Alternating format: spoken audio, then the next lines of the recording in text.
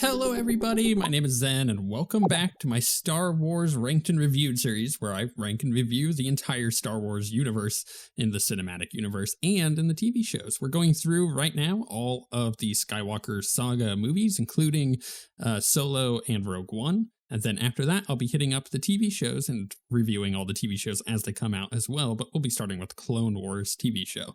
So in the previous episode, we ranked and reviewed Star Wars Episode 2, and before that, Star Wars Episode 1, and in this one, we're doing Star Wars Episode 3, Revenge of the Sith, and I'm so excited for this one. I'm really excited to talk about it. We took a little bit of a break for this series because Star Wars Jedi Survivor came out, and that game is freaking fantastic. If you've made it to episode 3 of this series, you will like that game a lot. It is a really good Star Wars story. That and Jedi Fallen Order is as well, if you haven't played that one. And if you're interested in watching those series, I will link Jedi Survivor down in the description so you can check it out if you haven't seen that series of mine just yet. But I did take that month off in order to do that series and try to push through some other stuff on the channel. And I'm excited to be back, and I've kind of changed a little of what I've done here. I've taken some feedback, and I've also kind of gone back and listened to the previous episodes and figured out a better way to do things. So you may not notice it, we'll see. I've gone through and redid how I do my script for this, because as I'm watching the movie before, I was taking notes, and now I've kind of written more of an actual script as I go, and it might make the episode less rambly and more to the point, and then I can hit on the points that I want to in a more succinct fashion. So these might be shorter episodes. I don't know. This is the first time I've done it with this new method. We'll see if we like it more than the last one, and you can always let me know in the comments if you like it more or if you didn't even notice a difference. So let's take a look at our ranking. So as we've pretty much predicted, Star Wars Episode 1 is currently at number 2, and Star Wars Episode 2 is currently at number 2, because Episode 1 is a trash movie. Episode 2 is not so bad, and now we're going to do Episode 3, and I think you can figure out where this one is going to lie, or maybe not. Maybe not. Maybe you actually have no idea and you're excited to see where I end up putting this movie. But if you're unaware and you're new to the series, the way that we're doing this is the reason why Episode 1 is at number 2 and Episode 2 is at number 2 is because we're putting them in as we go, which means one can't go straight to the bottom. It will eventually find ways to kind of get into the list, which is going to make the list a lot more interesting as we go. And of course, it will mean that we're going to have some pretty hard decisions later on as well, especially when we do our master list and add in all the TV shows to this list too. There'll be 2 separate lists, one with just the movies and one with just the TV shows, and then one with both of them put together, which I think is going to be really hard to do, but we're doing it episode by episode, so it's not that big of an ask as long as I don't have to choose between, my babies. And finally, if you want to do your homework, you can go ahead and go watch Solo, A Star Wars Story for the next episode. I'm going to be doing these episodes mostly weekly unless something really comes up. So I've put myself into a habit of doing these now for the rest of the summer weekly, and I haven't quite figured out a day for them yet, but it'll probably end up being Thursdays from here on out, but that may change. Just keep an eye on stuff, and I'll let you guys know throughout the episodes as well. If you want to support the channel, you can become a channel member by hitting the join button down below. It'll get you access to some cool stuff like my monthly vlog and some emojis on the channel and stuff like that. Plus, it just supports the channel so I can keep doing this kind of stuff. Or if you just want to support without any funding, that's totally fine. I get it. Hit the like button so this gets sent to more people, and leave a comment. That helps out as well. If you're not subscribed, you definitely should be, especially if you're enjoying this series. With all of that out of the way, it's time to begin Star Wars Episode 3, Revenge of the Sith. This is where the fun begins, in the words of Anakin Skywalker, because it is where the fun begins, at least in this series. War, which is the first words of the title crawl. The Republic is crumbling under attacks by the ruthless Sith Lord Count Dooku. There are heroes on both sides. Evil is everywhere. I think that's a great opening. I love it. It really sets the tone here. But why couldn't this have been a movie in itself? It could have been awesome. It could have been a great movie. However, we got the Clone Wars series instead, one of the greatest Star Wars TV shows. So go watch it. It's fantastic. And I'm kind of glad it's not just a movie and that we, in fact, I mean, technically there is a little movie there, but we'll get to that. So the thing is, I actually love the Clone Wars, and I think that the Clone Wars makes this movie a better movie. And there's also a supercut that you can find that once you've watched all of the Clone Wars and all of the other like media around this timeline, it is a supercut of the movie where things that are happening in season 7 of the Clone Wars that is happening at the same time as stuff in the movie, they switch back and forth. It is a little jarring at first. You're like, whoa, animated. That goes from like live action to animated, back to live action, back to animated. But it puts it in a really cool framing that I absolutely love and gives you more of a sense of what's actually happening and gives a lot more weight to the stuff going on. So if you ever have time to go watch the supercut, I recommend it. It is fairly long though, so just kind of keep that in mind. General Grievous, one of the coolest sounding dudes of all time, has apparently kidnapped Chancellor Palpatine. And is nobody asking exactly how this happened? Like, how bad is his security? This isn't even the first time that Palpatine is kidnapped. Go watch Clone Wars again. So then cue Anakin and Obi-Wan coming in to save the day before the droid army can flee in this epic space battle that we're introduced to vulture droids and buzz droids that rip apart ships, which seems like a really brutal way to go. Like getting sucked out into the vacuum of space rather than just like immediately disintegrated from an explosion is pretty brutal. Anakin and Obi-Wan, they've clearly seen some stuff at this point. You can see it on their faces. You know, time has passed and they've been at war during that time. And they've seen a lot of stuff. Again, Clone Wars series, go watch it. This is the first glimpse that we actually get of Anakin in the movies having matured since the last movie. And having become a general has clearly made him less whiny.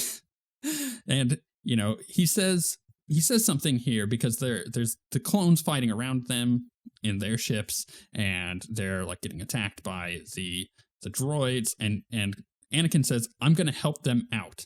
Like, he's just like, no, I'm going to go help them. Instead of like going towards our mission, I'm going to go help them. Why? Why does he say that? Well, because they've been fighting alongside these clones for years. They've become their best friends, a point I'm going to make again later. And I just like shout yes at this point, especially as someone who's watched the Clone Wars. I hate to bang that drum too many times, get used to it. You really get the sense that Anakin has matured. And this is an Anakin that we can enjoy a lot more than the previous Anakins that we've gotten. He legitimately cares about his clone troopers. They are his friends. Saying, I'm going to help them out really plays that, even though it's just a short little line. And, you know, Dave Filoni sees that. He sees the genius in this, which is why the Clone Wars was what it was. The only thing I wish that we got in this movie was Rex, because Rex is like one of Anakin's best friends, like his most trusted commander, and he's just not in this movie. He's just a made-up character later on that we get in the Clone Wars, and freaking Rex is fantastic, but yeah, unfortunately we don't get him in here. Anakin and Obi-Wan enter the command ship, determine where Palpatine is, and R2 stays behind. Meanwhile, Grievous has the black lung. He just comes in coughing like crazy. But we're introduced to the Magna Guards as well, which are some really cool freaking droids. We see them throughout the movie. I kind of wish that they were used a little bit more effectively, but they're cool. Also, it seems like space walkie-talkies really should have a mute button because Obi-Wan is trying to talk to R2 and it gives R2's position away.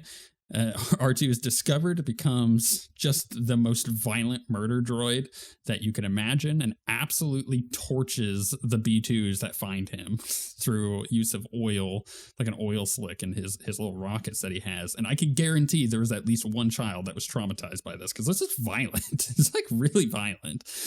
Not the most violent thing in this movie. In fact, out of all of the movies, out of all of the movies that I'm thinking, maybe aside from Rogue One, this is the one that I hesitate to show my kids, especially towards the end of the movie, because it is violent. It is very dark, but it is better for that. I think it is a great it gives a great sense of like what's actually going on in the story. Now, Palpatine is sitting in wait for the Jedi as they get up to him, and it's a clear trap, but you know what? Anakin's power has doubled since the last time he saw Dooku. What does that even mean? It's just like the dumbest line. At the very least, Anakin and Obi-Wan have clearly learned their lessons since the last movie, and they absolutely beat down Palpatine. Well, actually, Anakin does it. Obi-Wan gets thrown to the side again. Now, Palpatine is over there just cheering and jeering like a psychopath, and if you're a Jedi in this moment and you don't see that he's the bad guy, it's like, man, you're pretty blind. Then Anakin, using his lightsaber, takes off Dooku's hands and then his head, but not before being conflicted. He's not really sure what to do there, but Palpatine's just like, do it. It's one of my favorite lines in all of Star Wars. And still, Anakin is blind to the fact that this guy's clearly the Sith, especially since he tells Anakin to leave Obi-Wan for dead afterwards. He's like, no, leave him. We can go, which is so dark. The Venator-class cruiser bombards the ship they're on, and it begins to nosedive towards the planet, which I'm not sure that's how space works, but, let's suspend our disbelief for a moment here because it's a cool scene. Grievous on the bridge demands that they fire emergency boosters to level out, and Obi-Wan comes to in time just to witness almost his inevitable death as they're about to either fall or get smashed by an elevator. Then they get out of that mess, and a ray shield captures the Jedi and Palpatine. They're all there. And they're escorted back to the bridge where Grievous awaits them. Anakin and Grievous have never seen each other, which I find really interesting because Grievous is like, I've expected you to be more or older or more mature for someone with your reputation. And it's really funny to keep that in mind while you're watching the Clone Wars because they very clearly made a point to make sure that this was not betrayed in that series. There is no point in that series that Anakin and Grievous ever meet in person. It's fascinating. When you keep that in mind while you're watching the Clone Wars, it's like they really went out of their way to make sure that this was a plot line that was secured. Then Obi-Wan and Anakin take care of the Magna Guards while every other droid on this freaking bridge continues to wait patiently for their turn to fight, like video game AI. It's infuriating. Grievous, though, realizing he's trapped, breaks open the glass to vent himself into low Coruscant orbit. I just want to make it a point that there shouldn't be a way for him to break the glass. Isn't that glass intended to withstand the rigors of space? It doesn't make any sense. But again, let's suspend our disbelief for another cool scene where Obi-Wan and Anakin land one half of this cruiser onto Coruscant. The firefighting ships are super awesome on this, and I'm shocked that the crash landing didn't end in a fireball, but, this is no wonder why, Obi-Wan hates flying with Anakin. It seems to always end in some kind of mess like this. Our heroes, though, they head back to the Senate, and you can briefly see in this whole scene, while they're flying in, a Falcon-like ship, a YT-1300 Corellian cruiser. It's landing there. It looks like the Falcon, but I don't think it is the Falcon. It just happens to be a similar ship. Anakin, though, he's the hero of the day. Everybody congratulates him. But Grievous has escaped and run away like a coward, which is his trait. So, every character in Star Wars has a trait that is attached to them from Lucasfilm, and they continue to hammer on that point. Grievous being a coward, that's his thing. So, Palpatine, though, he clearly wants, at this point, the war to continue for his own purposes, even though he's not really pushing that in front of everybody. He's just, making little remarks here and there. And the Jedi are making it a priority then to find and destroy Grievous, thinking that's going to end the war, and then everything will be done. Now, at this point, Anakin meets with his pregnant Padme. We find out she's pregnant. They kind of meet each other. It's kind of awkward. Anakin is not really sure of it at first, and then he says it's a really good thing. And they still seem to think that nobody knows about their relationship, but my dude, everyone knows. Everyone knows about their relationship. It's bad. They seem to think that nobody knows, but it's like that. It's like a relationship in an office where the two people think that nobody knows, but literally everybody knows, and they're just not saying anything. That's what's going on here. And we see this multiple times in the Clone Wars too, where people are like, yeah, they're up to it again. And Rex is covering for Anakin, and Obi-Wan is even covering for Anakin. It's just, everybody knows. Even Yoda knows. So Padme, though, she wants to have her baby back on Naboo, and a large part of me actually really wants it to work out for them. Like, their relationship here feels really awkward. There's little chemistry between them, but it's better than the previous movie. I'll give them that. And honestly, after watching the Clone Wars again, it's just, I want it to work for them. It's just not, it doesn't end up working out, obviously, but it's not the best chemistry here. Of course, though, Anakin has a vision of Padme dying during childbirth, and just like all the prophecies in Star Wars, he will end up making it a reality by trying to avoid it. That's just how it works.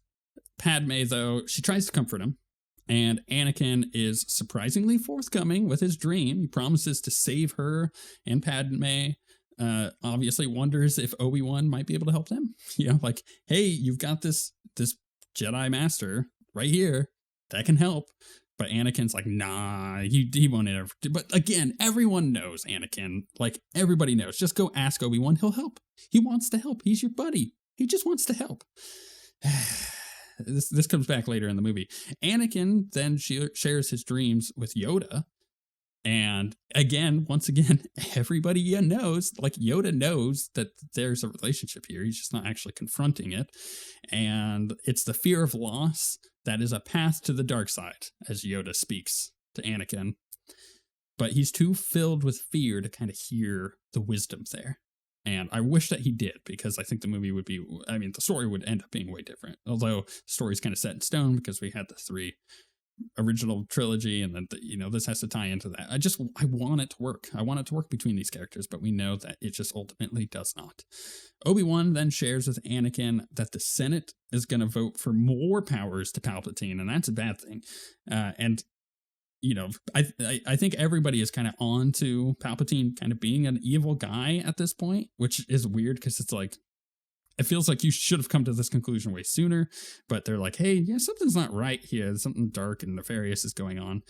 And Obi-Wan is like almost afraid to say it directly because it's like it would spoil the rest of the movie if Obi-Wan like went and confronted him right now, right? Like it would ruin the plot. So he's like afraid to say it because of plot reasons. It feels like it's, even though he's kind of come to that conclusion on his own, or at least the Jedi Council in some way doesn't trust Palpatine, regardless of what it is. It kind of feels like they should be making action now as opposed to everything else that's going on. And maybe it's that they're a little distracted with the whole Grievous thing. But yeah, it just feels like they should be following through on this, and they just don't.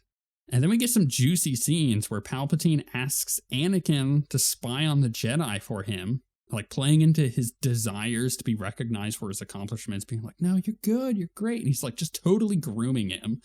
And the council does not like that because Anakin lets them all know. And basically Palpatine is trying to be like, hey, you're going to have a spot on the Jedi Council as like my guy. You're going to be my guy.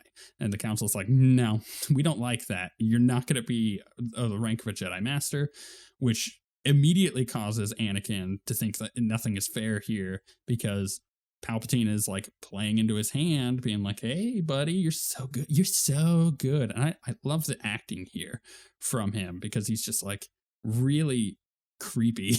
Just like, man, Anakin, you're the best, buddy. You're my guy. You're my guy. And he's like just totally feeding on that. And which is causing Anakin that when he gets to the Jedi Council and they deny him being a master on the council, it totally plays into that fear, which is exactly what Palpatine wants. And he knows that that's going to happen because, as I'll discuss later, he's totally orchestrating all of this.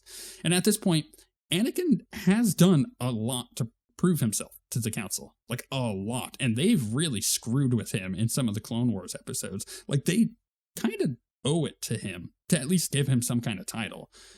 But none of the Jedi trust him either because they don't really, they're kind of clouded by everything going on. Now, Obi-Wan tries to calm Anakin down after this, bring some reason to him. However, the Jedi then start asking Anakin to spy on Palpatine.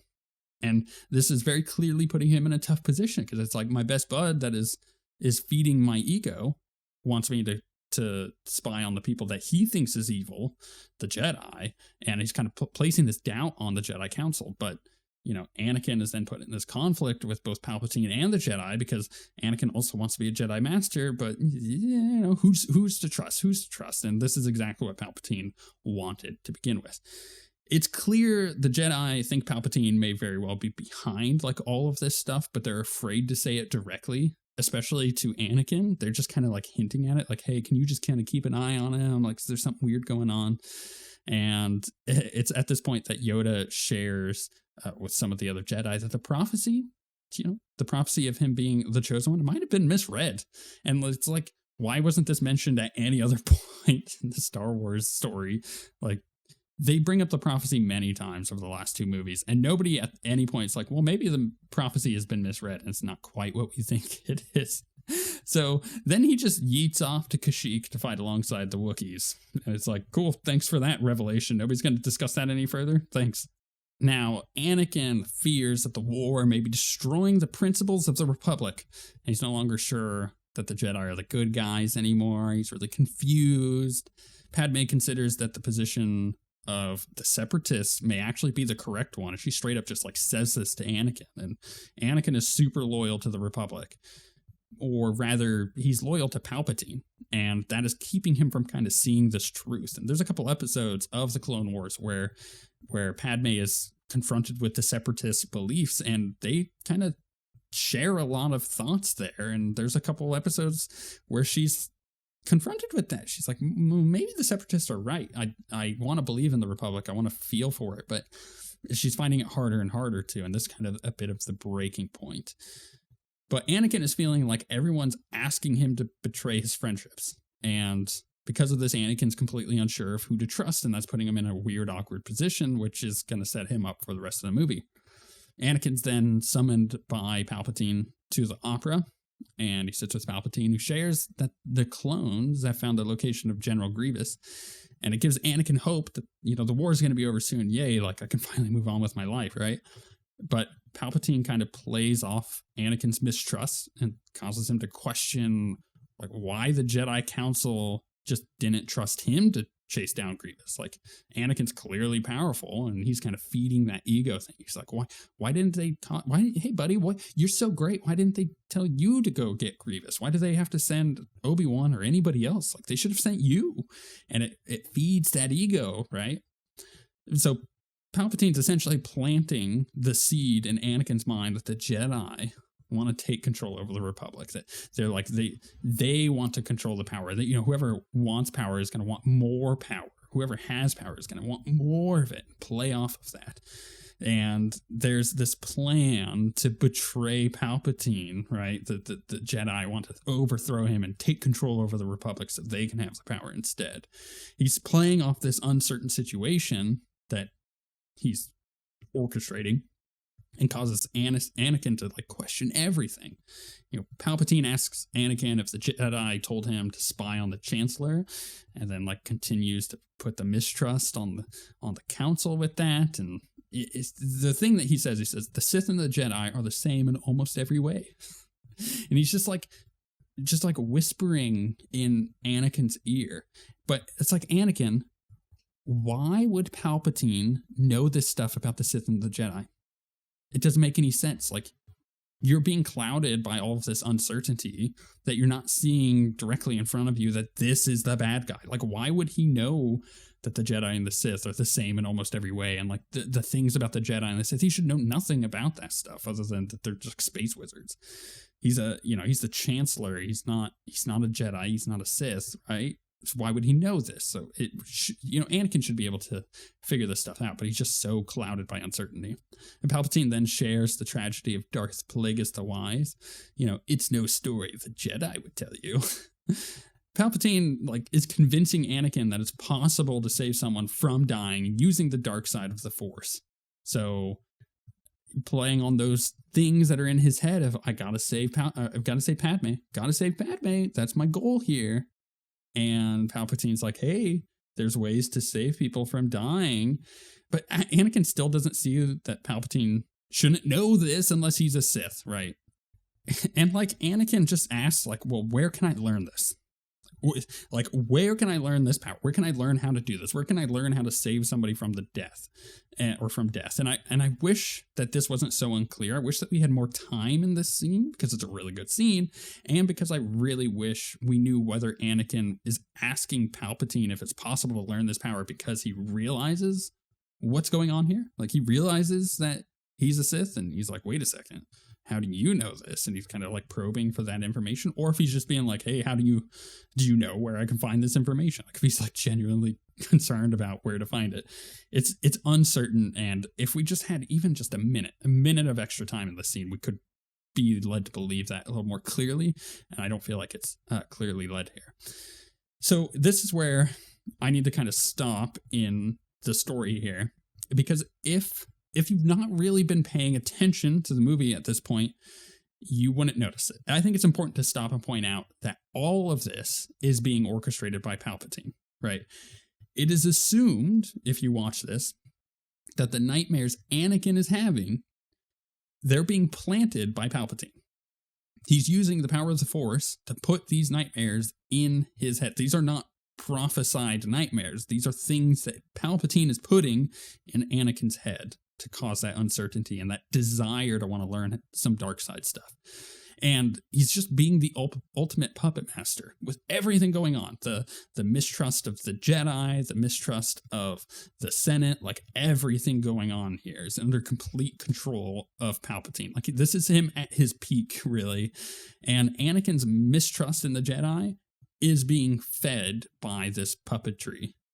And he knows that the Jedi asked Anakin to spy on him, right? Palpatine knows this, and he's the one who's kind of orchestrating that as well. He's causing this friction, he's causing this uncertainty, this chaos, because that's where he can thrive and kind of take control. But, meanwhile, the Wookiees have Fluttercraft, and the Fluttercraft are freaking cool little helicopters. They're awesome, and the camo clone troopers are also rad. And Chewie's here, too, and it's completely unnecessary why he's there, but we'll just gloss over that. We don't need to harp on that any. But hey, Yoda's on Kashyyyk, and it's really cool. Meanwhile, the Jedi deny Anakin's request to chase down Grievous. He wants to. He thinks that he should be the guy, but he's not the guy, and they all agree Obi-Wan should go. And on the meantime, on Kashyyyk, the droids start attacking the Wookiees. We get a super cool beach landing scene that I love. We see the snail tanks for the first time. They're super cool. They're a unit in Star Wars Legion, and I love them. Also, the Wookiees are like super goofy, and we see this in this scene, and it's unfortunate, but then we get a fantastic scene. Obi-Wan and Anakin speak to each other, and Obi-Wan just like encourages him. He says, you are strong and wise, Anakin, is what he says. He says, I'm very proud of you. And this is the last time that Obi-Wan speaks to Anakin Skywalker. And when you watch the scene with that thought, like, there's so much weight in the words that he's saying, and he's taking a moment to just really encourage his friend. He's like, I'm proud of you, dude. Like, I'm going to go face down this guy. I know that you could do it too, but we need you here, and I'm proud of you. Like, we're almost at the end here. I love you. He's just loving on his brother, and best friend. I love that so much, and I think that I would be remiss not to point that out. That this is the last time that Obi-Wan speaks to Anakin Skywalker.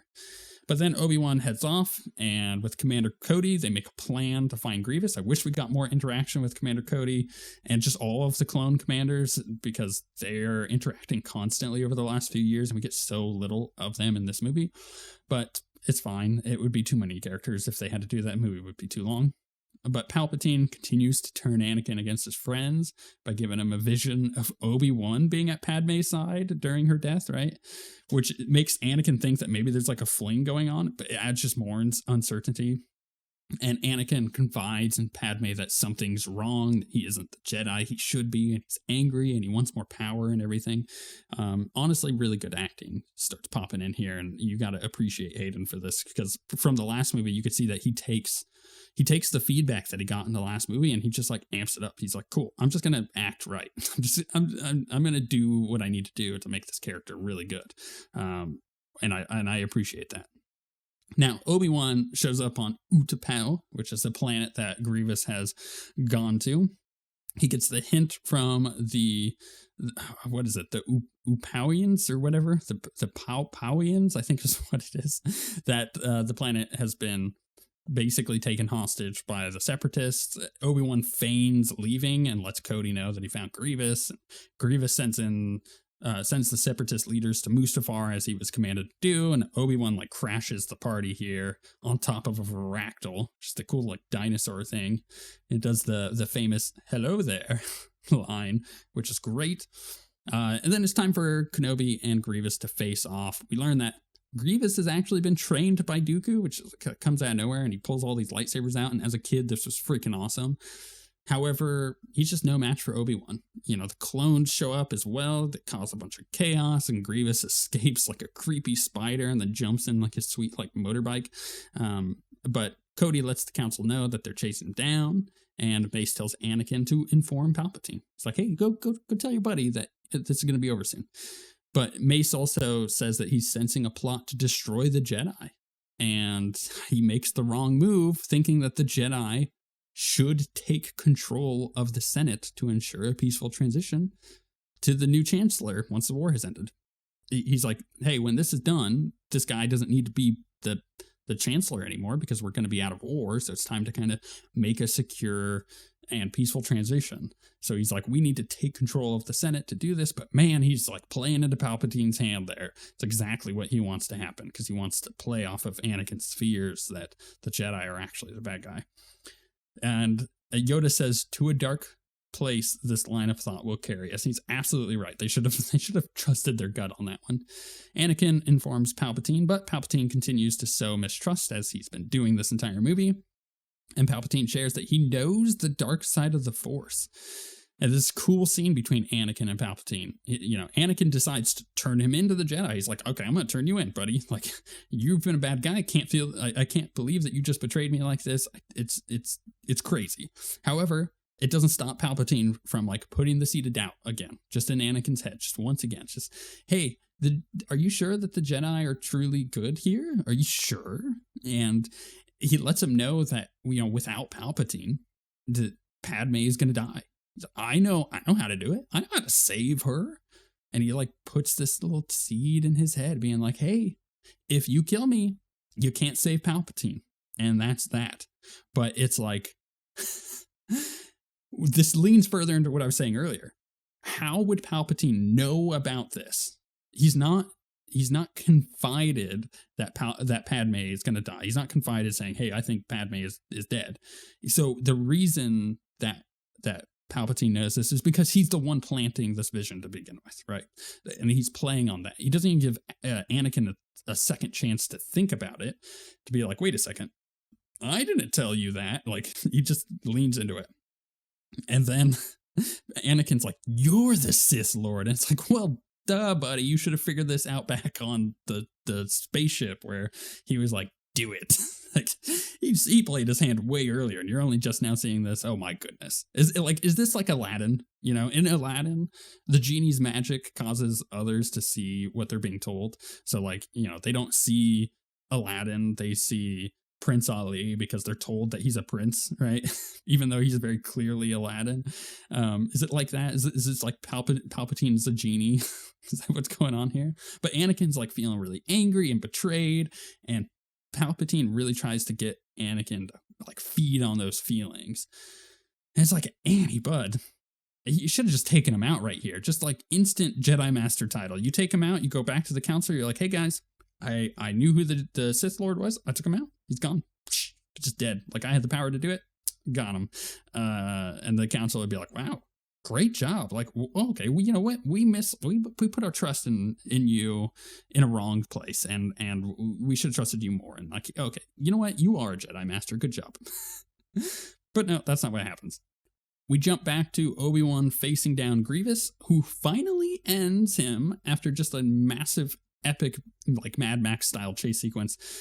Grievous bursts into flames after being shot in the chest with a blaster. A very uncivilized mode of combat. But this is once again like scarring the child from earlier on in the movie, who'd never seen anything as violent as the two B2s getting torched, and now this. Like, it's kind of like ILM figured out how to make convincing fire with CGI and just couldn't resist using the effect like over and over. But it is like dark. Like, this guy just bursts into fire, and it's dark. I remember going, oh, very violent. And as a kid, you watch that and you're kind of shocked. You're like, this wasn't what the last couple of movies were like. It's a little much. And then Mace Windu lets Anakin know that Obi-Wan's taken out Grievous. Like, oh, he's done. It's time to end this, right? The Jedi are on their way to ensure the peaceful transition of power. But Anakin lets Mace know that Palpatine is the Sith Lord. It's like, finally, Anakin, thank God. He's like, hey, by the way, I think I know who the Sith Lord is. And it's like, cool, the Jedi are starting to trust you. Like, Mace is like, oh, cool, thanks. And he's like genuine. He's like, thank you. Like, thanks for letting us know this. But it's like Anakin doesn't get to go along with that. And Palpatine has already planted that seed of mistrust there. So it's like Mace Windu, my dude, let Anakin help you. Like, he's more powerful than you. And you don't even realize that. It's like Mace might be the reason the Jedi ultimately fell.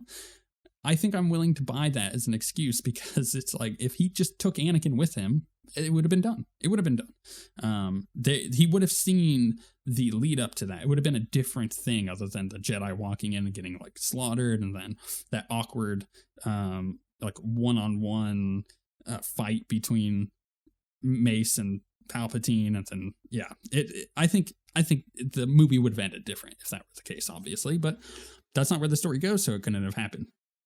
Now, Anakin and Padme, they feel each other through the Force in this moment. Anakin remembers that the words of Palpatine saying like Padme's gonna die and you need me. So these are supplanted thoughts from Palpatine himself, obviously. This is another sense of him doing this through the Force and being like, hey, your girl's gonna die and you need me, because he knows that Mace actually could take him out. And once you realize that Palpatine has this kind of power, you start to realize how scary he is. Like this I think, in my opinion, this is his peak, like this moment, and he kind of goes downhill a little bit, but this is definitely his peak. And Anakin makes the decision to go save Palpatine, or at least to go in there and see what's going on, at least to stop the Jedi. And that's exactly what Palpatine was hoping for, which is why he gave him those thoughts. And he does the whole, like, I am the Senate line. And then Mace is like, it's treason then. Or wait, no, that's what Palpatine says. It's great. So Palpatine fells several Jedi, which is sad because some of them are really cool, but ultimately is overcome by Mace Windu. And you got to ask yourself, like, could he have taken him out right there? Maybe. I guess we'll never really know, but Mace Windu is like the Boba Fett of the prequels. It's like he looks cool. He's got a cool lightsaber, but he doesn't really do anything. So is he really that cool? And what's with glass in the Jedi universe? It just seems far too brittle. Again, this is just like broken open here. Anakin shows up and Palpatine convinces him that Mace Windu is the bad guy by telling Anakin that he needs Palpatine to save Padme. And Palpatine he just straight up turns into a shriveled up scrotum. It's really weird. I don't like this. He plays all weak. He's like, he saved me, And Mace goes for the killing blow, but Anakin defends him. And then that's when we get the unlimited power line. It's great. I love it. But at the end of this, like, Anakin is faced with a terrible life decision that he has made. And you could see that. You could see the regret. But then he's, like, in far too deep. And Palpatine, like, takes Anakin as his apprentice, continues to push that narrative, like, oh, we're going to save Padme. But even though Palpatine is like legitimately scary in this moment, we learn that Palpatine actually doesn't even know how to save Padme. He's just like, oh yeah. No, we're gonna save her. We're gonna save her together. We're gonna figure out how to do this together. Even though he's been leading this line of like, no, I know how to do this, guy. Like, you gotta trust me. I know how to save her. You can't save her without me. And then he's like, no. Yeah, no. We'll figure it out. Like, he's been totally lying to him this entire time, of course. But, Anakin surely won't regret this sunk cost fallacy that he's gotten himself into, right?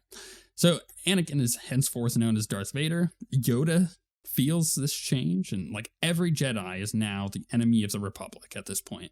Palpatine pushes the narrative upon everybody that the Jedi betrayed him and the Republic, and Anakin is told to take care of the Jedi at the temple and then head to Mustafar and take out the Separatists. It's like just knocking all these dominoes down. And at this point we get Execute Order 66, which is such a short phrase for such a gargantuan moment in the Star Wars universe. I truly, fully believe that this is one of the most important moments in all of Star Wars.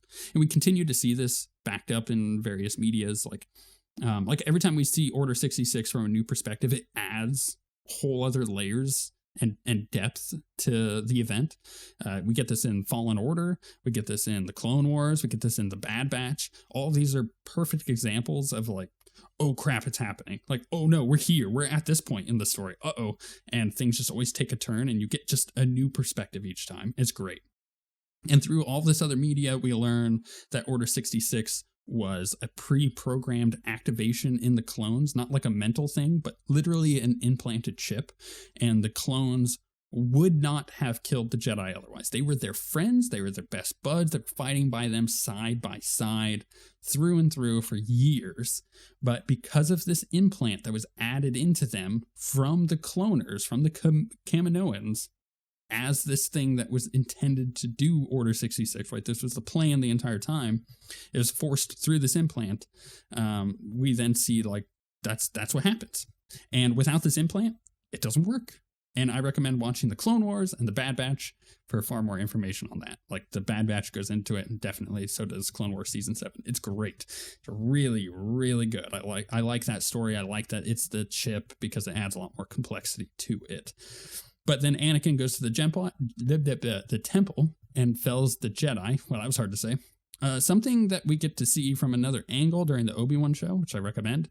And this moment is actually truly dark. But during this, Obi-Wan gets shot at by his own clones, and it's Commander Cody, it's one of his closest friends, is the one that gives the order.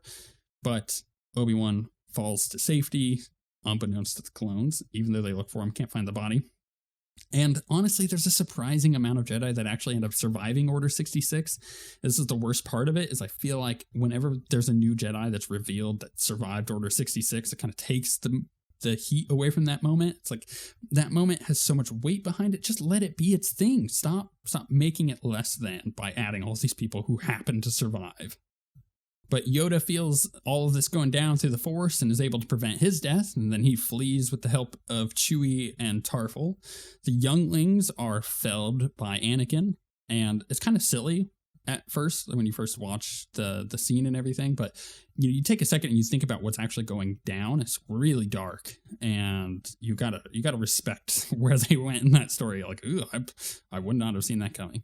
Padme, though, she's unsure of really what happened to Anakin. She's like hearing all these reports of the Jedi Temple being under attack, but Senator Organa sees firsthand what's happening when he shows up at the temple and is confronted by the 501st and sees a Padawan jump out and it's just like murdered. But Bail Organa, like, he tries to help the Jedi before the fall because there's a trap that's set for them, and the trap is set at the temple. It's calling the Jedi to the temple, like, hey, you need to come back right now. And so Bail lets Obi-Wan and Yoda know what's going on, that there's a message luring them there, and that essentially we need to stop that. But Padme meets with Anakin, and Anakin just spits the same lies that Palpatine is pushing about the Jedi being evil, and that he's going to head to Mustafar and take care of the separatists and whatnot. So he does. And during this scene, Hayden's acting is fantastic. You see the hatred in his eyes. It's really, really good. I love this moment. This is one of the best moments in all of the Star Wars movies, I think. And then Obi-Wan and Yoda successfully infiltrate the temple after making it back to Coruscant through the help of Bail Organa. And there's a special session being called at the same time in the Senate, which makes it a little easier for them to get in. But it's more significant when you consider that they're having to kill clones that they fought alongside for several years. Like, you got to keep that in mind while they're just like slaying clones. These are their friends, but they realize that something has happened. They discover that Anakin has killed everyone, and they can ascertain kind of what happened leading up to that moment. During this time, Palpatine uses his executive powers to establish a galactic empire, and you would get the line from Padme that this is how liberty dies, with thunderous applause. Whew, what a line. You see that line actually thrown in to modern day politics, but it is a good line. It's really well written, and Natalie Portman kind of kills it with the acting there. But it's true. It's absolutely true. And then Obi-Wan and Yoda like recalibrate the message that is meant as a lure instead to warn Jedi away from the temple. And Obi-Wan sees the recording of Anakin's actions, and Yoda convinces him to face down Anakin despite Obi-Wan just not wanting to. He's like a brother to Obi-Wan. He's like, I can't do that. I can't. That's gonna be too painful. But Yoda decides that he's the only one that can take on Palpatine since Obi-Wan isn't strong enough, and he's like, you need to go take on Anakin. And you got to feel for Obi-Wan in this moment, because especially after watching the Clone Wars, which adds a whole new weight to all of these decisions and this relationship. Like, Obi-Wan asks Padme, he goes to Padme and he asks where he's going to find Anakin, and lets her know that Anakin has turned to the dark side, and Padme just like is in denial. She doesn't believe it. Something's weird. She feels that something's weird, but she doesn't really believe it. And she needs to find him. She's like, I need to go find Anakin. So she doesn't really tell Obi-Wan what to do or how to find him, especially because she wants to get to him before Obi-Wan can. And she knows that he's on Mustafar, so like she's going to head off there. But Obi-Wan knows that Anakin is the father of Padme's child. He just like straight up says it. Again, everybody knows Anakin. Just like, get over yourself. Everybody knows. And this adds even more weight to the decisions of having to like go kill his Padawan. Obi-Wan jumps on Padme's ship as a stowaway because he knows that she's going to take him straight there. And Padme works up the courage to face Anakin on the way there.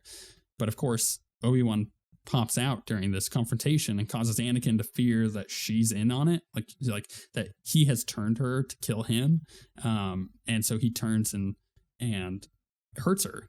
Like he gets angry, and in his like hatred and fear, he hurts his wife and the mother of his children.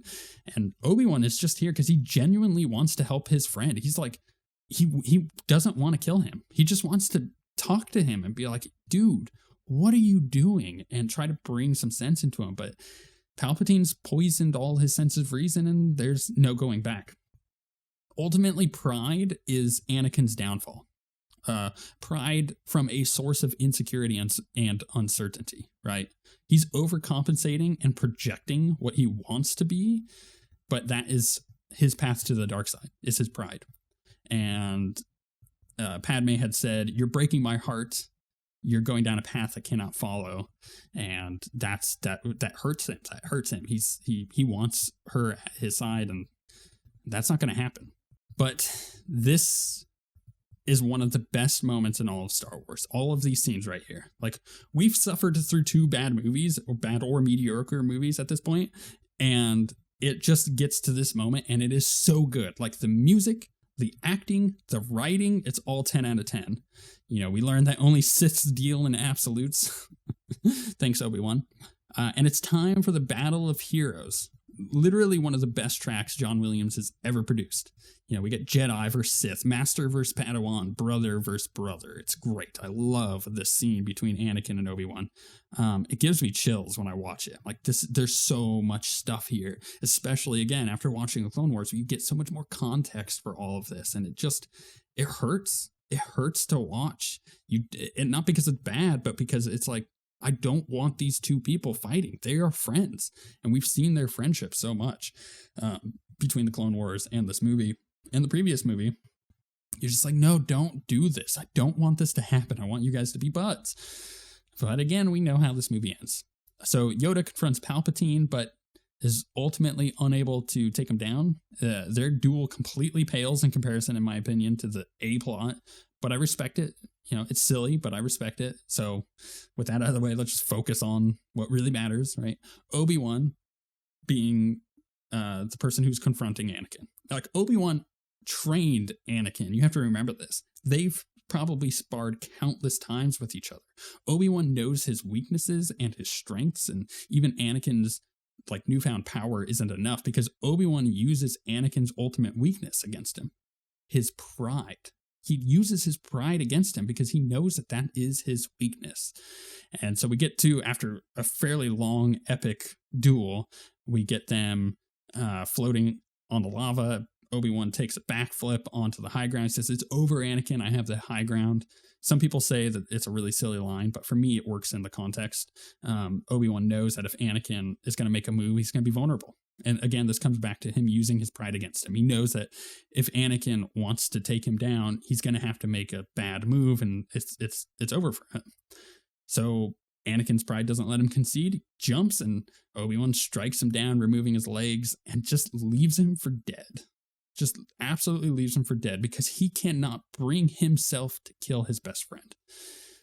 And it's horrific. This moment is horrific. And the one moment that when watching with my kids, I'm like, I kind of want to skip over this because it's going to give like the girls nightmares. They're younger, right? They're 7 and 10. And it is horrific. He's burning. Like it looks like he's actually being cooked by the lava. And it totally pales in comparison, or makes every other thing that's violent in this movie in comparison to this, or pale in comparison to this. It's awful. He's just cooking to death.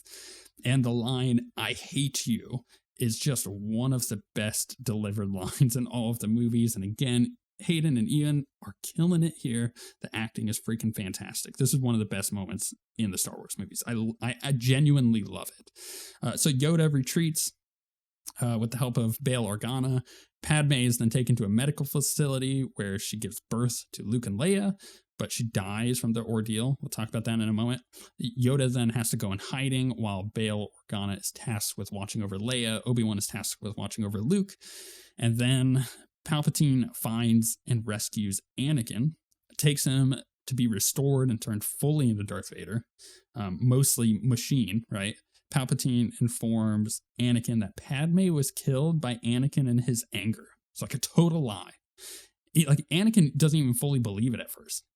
He's like, what? No, she was alive. I could feel it. She was alive when I did that. Like, there was not the death of her. And this is a belief of mine, and I think a lot of other people share this, but she did not die of a broken heart. That's the dumbest thing. It's not what happened. That's what was told to us from the stupid medical droid.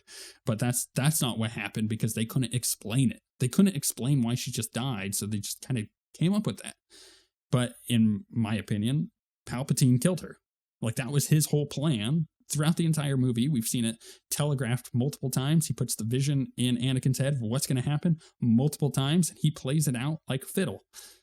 He is the one who kills Padme, because by killing Padme, he turns Anakin into the ultimate acolyte. Like, he is now only loyal to Palpatine, because without Padme in the picture, there's nobody else to be loyal to. Without anybody else in the picture, Anakin is purely loyal to Palpatine, and that was his plan from the beginning. I believe that Palpatine is the one who kills Padme after she has the kids.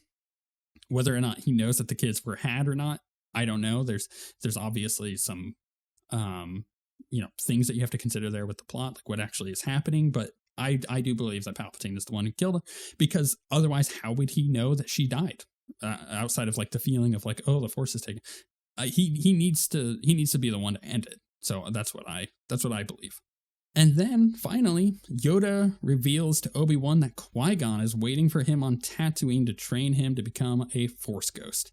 I've mentioned it before, but there's a really good plot line in the Clone Wars where Yoda is called to Dagobah by Qui-Gon, by Qui-Gon's Force ghost. And everybody's like, dude, Yoda, you're going crazy. Like, he doesn't tell everybody at first, like, what's going on. They're just like, Yoda's going nuts. But Yoda is taught by Qui-Gon how to ascend to being a Force ghost after death. And that's not something everyone can do. You have to be trained to do that, which is why there aren't like thousands of Force ghost Jedi after Order 66. And he just straight up tells Obi-Wan, like, hey, Qui-Gon's going to teach you how to do this. This is special training. He's going to be waiting for you on Tatooine. Like, that's what he just tells him. And sure enough, that is what we get. And eventually Obi-Wan becomes a Force ghost. So like, that stuff happens. And I find that fascinating. And I've mentioned it before, but like, you have this whole group of them that become Force ghosts, which is why you've got like Luke, who's able to talk to them and commune with them, and even Vader, who may have learned a different way or through Qui-Gon. I don't know, maybe from Obi-Wan, who knows exactly what happened there, but that is why he was able to turn into a Force ghost too, or a relative one. It's hard to tell because he shows up at the end of the Empire, or not the Empire Strikes Back, but Return of the Jedi, so we assume that he learned how to do that. But at the very end, a funeral is held for Padme, which is genuinely heartbreaking. Like, again, I want watching this movie, I know how it ends, but I still want it to work out for her and Anakin. So I'm watching this, I'm like, ugh, it's really sad. We catch a glimpse of Grand Admiral Tarkin as they examine the construction of the Death Star. Then we're left with the final shot of Leia on Alderaan and Luke on Tatooine with the Force theme and the setting suns. But that is Star Wars Episode 3, Revenge of the Sith. Honestly, an underrated Star Wars movie. This movie is great, and I think that the acting is fantastic in a lot of places. There is some awkward stuff going on, like the chemistry between Hayden and Natalie Portman is not great in some of the scenes, but the end more than makes up for it. Everything after Order 66 is like 10 out of 10. I love it. And it is a movie that I always thought was kind of crappy until Star Wars Episode 7 was about to release, and I rewatched all the movies, and I was like, wait a second, is Revenge of the Sith not bad? And I've watched it dozens of times since then, and I'm like, no, it's a good movie. It is genuinely a good movie.